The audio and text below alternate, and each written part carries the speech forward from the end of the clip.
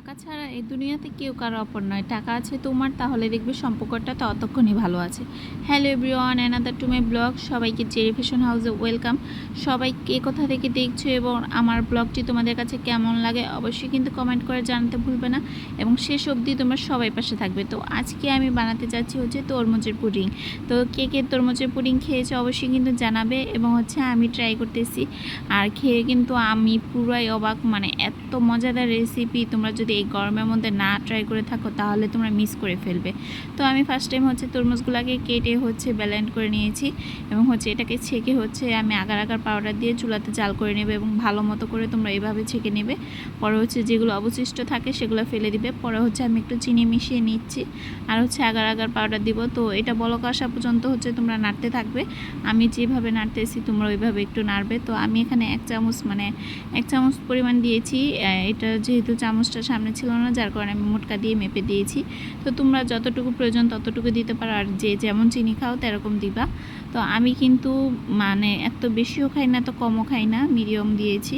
তো এইভাবে নাড়াচাড়া করতে থাকবে। দেখবে নাড়াচাড়া করতে করতে একটু হালকা ঘনত্ব এসেছে, তখন এটাকে নামিয়ে ঠান্ডা করে নিবা।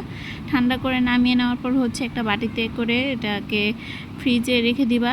তো আমি এটাকে ঠান্ডা করে একটা বাটিতে ঢেলে নেব। ঢেলে নিয়ে আমি এটাকে ফ্রিজিং করতে দিয়ে দিব। তো অবশেষে একটা কথা বলতে চাই, তোমার যদি টাকা থাকে তাহলে তোমার দুনিয়াতে কিন্তু দাম আছে। তাই এ কারণ তুমি তোমার নিজের জীবনটাকে নিজের মতো করে বাঁচতে শিখো, এবং নিজে স্বাবলম্বী হওয়ার চেষ্টা করো। নিজের টাকা খরচ করার মধ্যে কিন্তু আলাদা একটা আনন্দ থাকে। তো দেখো এ পর্যন্ত আমার পুডিংটা যেটা আমি জেলিটা বানিয়েছি, জেলিটা সেটা কিন্তু পুরো পারফেক্টভাবে হয়ে গেছে। আমি তো দেখে অবাক, এত সুন্দর আইটেম। তাও আবার এটা যদি না ট্রাই করতাম তাহলে বুঝতাম না। 1.5 বছর ধরে আমি এটা দেখতেছি। গেছে বছর বলছি বানাবো বানাবো, কিন্তু বানানো হয়নি।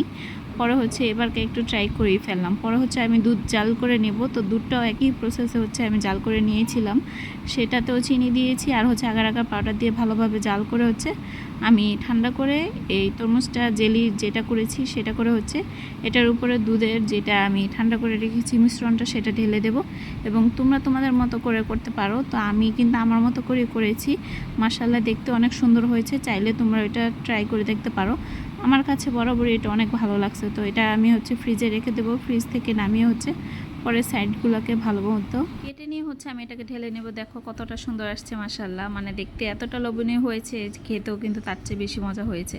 তো আমি এটাকে একটু ডেকোরেশনের জন্য প্রস্তুত করতেছিলাম। তো ডেকোরেশন হয়ে গেলে আমি এটাকে কেটে নেব, এবং এটা কাটলেই তোমরা বুঝতে পারবে যে এটা আসলে কতটা সফট হয়েছে এবং খেতে কতটা মজার হয়েছে।